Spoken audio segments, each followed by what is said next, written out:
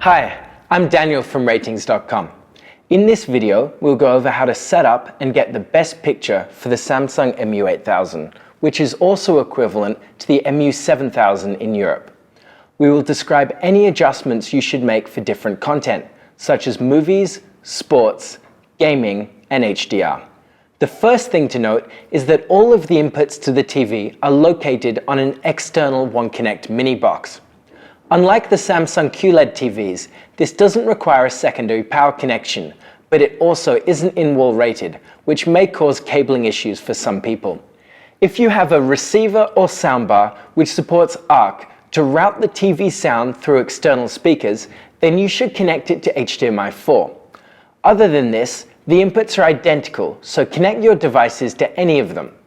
Also note, there is no support for older composite or component inputs on Samsung TVs with an external One Connect or One Connect mini box. When you connect an input, the TV will try to identify what it is and to change to the appropriate input icon and label. This usually works well, but if you're using it as a PC monitor and want to ensure support for Chroma 444, then you can go into the Home menu and select your device and press Edit. You can then select the PC icon. This is the only icon which affects the picture quality. The rest are all cosmetic.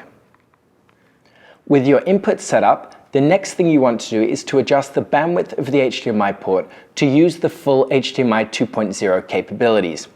This can be done either by pressing the Home button and going to Settings, General, External Device Manager, HDMI UHD Color, or alternatively, you can hold down the voice button on the remote and just say HDMI UHD Color.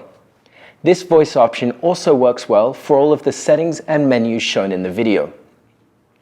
Adjusting this setting is only required for high bandwidth sources, such as HDR consoles or for PC use, but only very rarely causes incompatibility issues.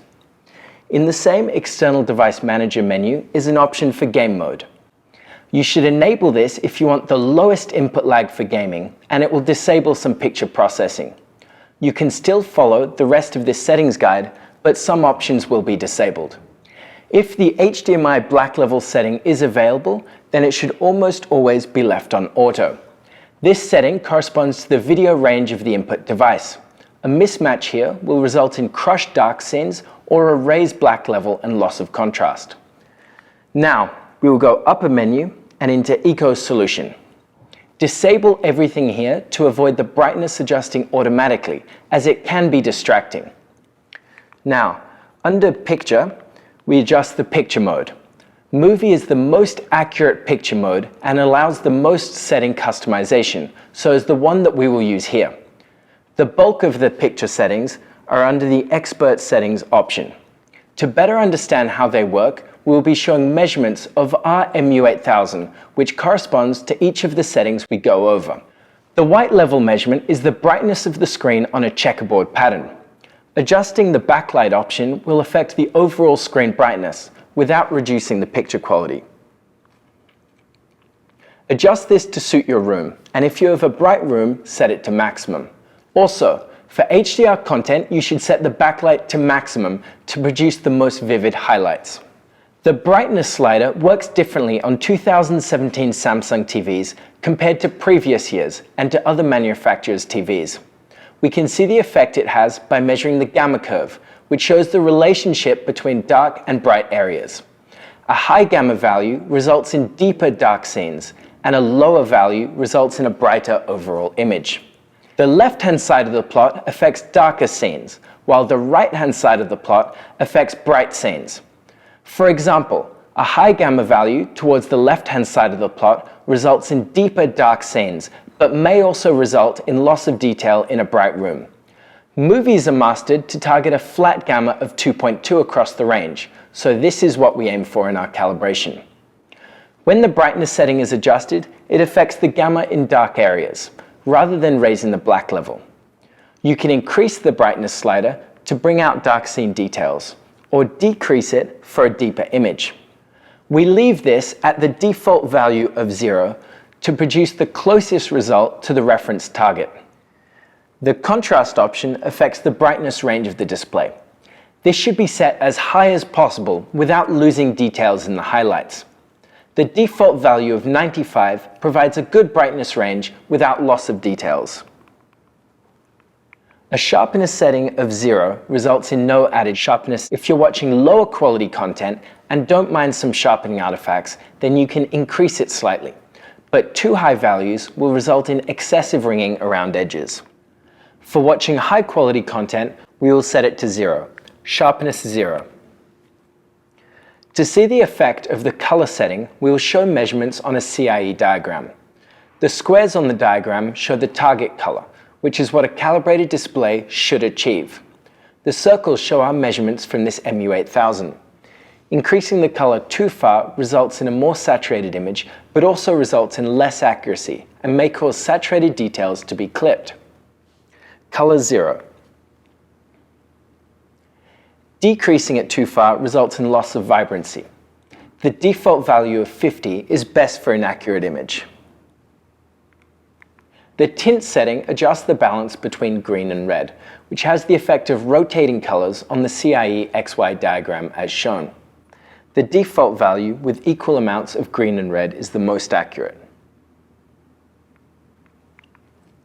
Apply picture settings allows you to change whether the picture adjustments are adjusted on an input-by-input basis or whether they're the same across all of the inputs to the TV. If you prefer a brighter image when gaming, for example, you can use the different settings for a Blu-ray player and for a console. For most people, it's best to use the same for all sources. Digital Clean View is a noise reduction feature which clears up low-quality content. Enable this for DVDs or cable. The Auto Motion Plus settings menu is for motion interpolation and image flicker. To learn more about these and how they affect the motion performance, see the videos linked in the description. These settings aren't available in game or PC mode to avoid adding input lag. If you enjoy the soap opera effect when watching movies or cable TV, then select the Custom option and increase Judder reduction to about 2 or 3. If you enjoy a strong soap opera effect and don't mind too many artifacts, then you can also increase the blur reduction to a similar value. For our calibration, we will leave both of these sliders on 0. LED clear motion flickers the backlight to clear up motion. If you're watching sports or other fast motion, then you can activate this. However, the resulting flicker is distracting to some people and it does decrease the overall screen brightness as shown. Local dimming allows some areas of the screen to dim and to produce deeper dark scenes. Unfortunately, it doesn't work well on the MU8000 and produces blooming, so we recommend setting it to low. It is not possible to disable on this TV. Contrast enhancer affects the relationship between dark and bright areas of a scene. You should disable it if you want the most accurate image. The HDR Plus mode doesn't enable HDR, but rather adjusts the settings to make SDR content look HDR-like. It generally produces an oversaturated image as shown in the XY plot. If you do prefer a more vivid image, then you can enable it, but we will disable it in the calibration as we're trying to match the director's intent. Film mode is only available with certain input signals, such as 1080i sources. If this option is available and you're watching a movie, such as from cable TV, then activate this. To see the effect of the color tone option, we'll use the same plot. Setting the color tone to a cooler value results in the whole image shifting towards blue. Warmer values look yellow or reddish. We calibrate to the standard 6500 Kelvin color temperature that movies are mastered at, which corresponds to a value of warm 2, but you can adjust this to your preference. In the white balance menu are more advanced adjustments to the white point at different brightnesses. These require measurement equipment to set accurately. You can find our results for all of these settings on the review for reference, but we don't recommend copying them as the best values vary on a unit-by-unit basis. The gamma option will change automatically to the correct curve depending on the content metadata. For hybrid log gamma content, this will default to HLG. For HDR10 or Dolby Vision content, it adjusts to ST2084, and for SDR content the correct value is BT1886.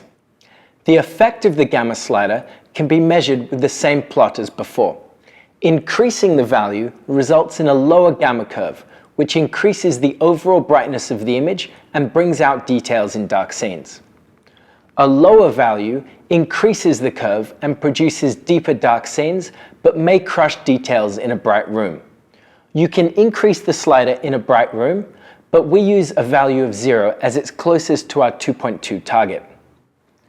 The RGB Only mode setting filters the primary colors of the image for calibration by eye. The color space setting affects the target color space. The custom value allows for calibration of the color space, but this requires measurement equipment and the best values change from unit to unit. The native setting produces a more vivid image in SDR, but results in loss of accuracy. For accurate colors, leave this to auto for both SDR and HDR content. So that's it. You can find all of the screenshots of our settings that we recommend on the website via the link below. And if you like this video, subscribe to our channel or become a contributor, and see you next time.